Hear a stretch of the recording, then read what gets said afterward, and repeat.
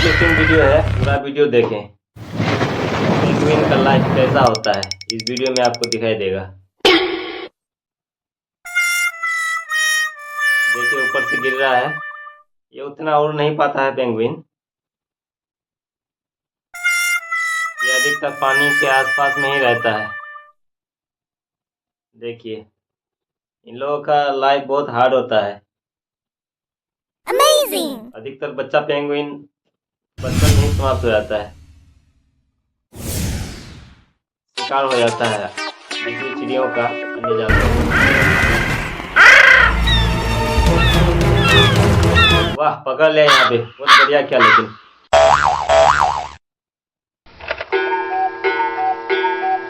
बहुत ही बढ़िया वीडियो है, अच्छा लगा तो